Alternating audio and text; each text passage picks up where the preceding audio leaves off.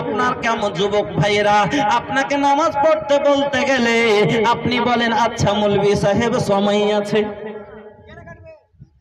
যে নামাজ খান পড়েন ভাই, কইছে সময় আছে। এই সার্টিফিকেট যে কে দিলে ভাই ওকে যে সময় আছে? মনে হয়েছে যে ওকে যেরকম কহে যায় ফেরেশতাতে এসে, জিবরাইল এসে মনে হয় যখন ওহি করে কহে গেছে যে তোর এখানে এতদিন সময় আছে। ওর কথার হিসেবে মনে হয়েছে জওয়ানেরা মরিনি, ওর কথা হিসেবে মনে হয়েছে যে জওয়ান লোকের মরণই হয় না, খালি বুড়া মরে। ওকে বলেন নামাজের কথা কইছে, আচ্ছা আমার সময় আছে। কি করে কথাটা বলতে পারো কেউ? আমার বন্ধুরা, আল্লাহ রাব্বুল আলামিন এই মরণের খবরটা, মরণের টাইমটা, সময়টা, কার কখন মরণ হবে, কোনখানে মরণ হবে, ওয়ামা তাদরি নাফসুম বিআইয়ি আরদিন তামুত, কোনই মানুষ জানে না, আপনি জানেন না, আমি জানি না, এমনকি কোন নবী রাসূল ওলি আল্লাহ আউলিয়া আম্বিয়া কাউকে মরণের কথা বলা হয়নি। ওগো নবী জানে না, রাসূল জানে না, শহীদা জানে না, কোন আলেম জানে না। আপনি কেমন করে বলতে পারেন যে আপনার সময় আছে? আপনার কেমন করে আপনি বলেন আপনার সময় আছে? বন্ধুরে, बानी मेहमान हम सब बस 2 दिन के, मत भूलिया हो रब्बुल आलमीन के, हो जाई विदाई तोहरो जई बाकबर हो, छूट जाई तोहरो माई बाबूजी के घर हो, छूट जाई तोहरो माई बाबूजी के घर हो, रखी हाथ याद भैया वो कठिन दिन के, मत भूलिया हो रब्बुल आलमीन के। माई बाप के प्यार दुलार सब छूट जाई, छोड़ के ये रिश्ता नाता, श्रद्धा सिन्ह से भरल ममता के छैया, ओकरा बदले मिली तोहरा टुकड़ा 2 गज जमीन के, मत भूलिया हो रब्बुल आलमीन के। या तो ভালোবাসা, এত প্রেম, বাড়ির এত মহব্বতের বিনিময়, ওগো বাজান আপনাকে কি দিবে? শুধুমাত্র দিবে 2-3 টুকরো কাফনের কাপড় আর 2 গজ আপনার 52 বিঘার মধ্যে মাত্র 2 গজ জায়গা, আপনার 3.5 হাত জায়গা, আর কিছুই দেবে না। ও বন্ধু, ওগো যুবকেরা আমার, মরণ থেকে কেউ বাঁচতে পারবে না। আপনারা সবাই জানেন আল্লাহ রাব্বুল আলামিন বলেন, ফাইদা জা আজালুহুম লা ইস্তাখিরুনা সাআতান ওয়া লা ইস্তাকদিমুন, তোমার যখন নির্ধারিত সময় হয়ে যাবে, ওরে তোমাকে 1 মিনিট দূরের কথা 1 সেকেন্ডও তোমাকে আর মোহলত দেওয়া হবে না, তোমাকে ছাড় দেওয়া যাবে না।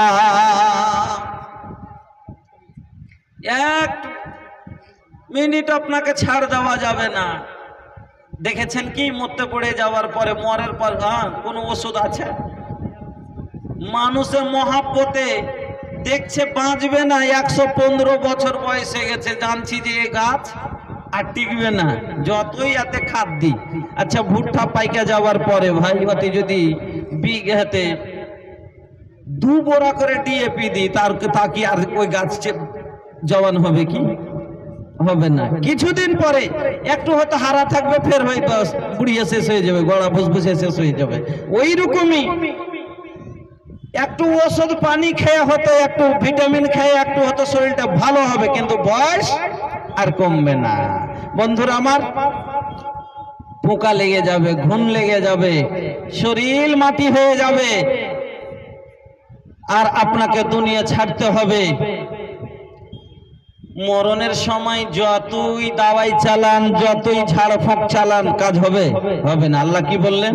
কাল্লা ইদা বালাগাতি তারাকি ওয়া কিলা মাক্কাত ওয়া জান্না আন্নাহুল ফিরাক।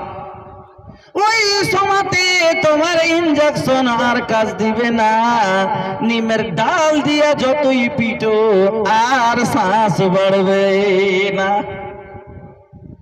আল্লাহু আকবার। এই নিমের ডাল দিয়ে যে মানুষ কেনে ঝাড়ে, এই জিনিসটা আজ তাকে বুঝতে পারলাম না গো। আল্লাহ তো গাছ, অনেক রকমের গাছ পৃথিবীর জমিনে করেছে। বাঁশের পাতা নিলেন না, অন্য অন্য গাছের পাতা লাই না, ফের কবিরাজেরা ঝাড়লেন, নিমেরই ডাল দিয়ে কিনে ঝাড়ে ভালা। শয়তানকে তিতে লাগে তখন পালিয়ে যায় নাকি? শয়তানকে তিতে লাগে, তাহলে পালিয়ে যদি যায়, এটাই হয় তো ভাই। বইয়ের গাছে কাঁটা আছে, বাঁধ দুচের বাড়ি পটপট করে মারলে কাঁটাতে আরো বেশি পালাইবে, পালাইবে না? নিমের ডালের পাতে যদি তিতে লেগে ভূত পালাই, বেমার পালাই, তাহলে পারে বইয়ের গাছের ডালে তো যখন মারবে দুচের বাড়ি, তো কাঁটা যখন বিঁধবে তো আরো তাড়াতাড়ি পালিয়ে যাবে। কিন্তু কি আকীদা মানুষের, নিমের ডাল দিয়ে ঝাড়তে হবে। হাই, ওখানে যাও, যাওয়ার পরে নবীজি বলছেন, শুনেলেন, দোয়াটা মনে করে যাবেন। দেখতে গেছেন, ইবাদত করতে গেছেন, আপনার চাচা, আপনার আত্মীয় স্বজন, আপনার পাড়া গ্রামের কেউ অসুখে পড়ে আছে, ওর পাশে যখন যাবেন, যাওয়ার পরে এই দুয়াটা যদি 7 বার পড়ে দেন, বিশ্ব নবী মুহাম্মদুর রাসূলুল্লাহ সাল্লাল্লাহু আলাইহি ওয়াসাল্লাম বলছেন, যদি মরণ না থাকে ওই বেমারিতে তার, তাহলে তার লোকটা ইনশাআল্লাহ সুস্থ হয়ে যাবে। আর যদি তাতেই ওর মরণ থাকে, তাহলে তো তার ইলাজ, মরণের তো ইলাজ নেই। তো যদি আল্লাহর হায়াত রাখে তো ইনশাআল্লাহ ভালো হয়ে যাবে। দোয়াটা কি পড়বেন মনে করে যান। কম করে এইটুকু যদি শিখে যেতে পারেন, একটা কাজ করে দিবেন। আজকের জালসা করনে वालों কামিয়াব, আপনিও কামিয়াব, আমিও কামিয়াব। কি পড়বেন? আসআলুল্লাহাল আযীম রব্বাল আরশিল আযীম আন ইয়াসফিয়াকা। ভালো করে মনে করে যান। কাউকে দেখতে যাবেন, আপনার গ্রামে কেউ শুনলেন যে পারে না, এরকম লাগছে, বাঁচবে না, এরকম বেমারি, এরকম অসুখ পড়ে আছে, দেখতে গেলেন, ওর পাশে যায় 7 বার পড়বেন, আসআলুল্লাহাল আযীম রব্বাল আরশিল আযীম আন ইয়াসফিয়াকা।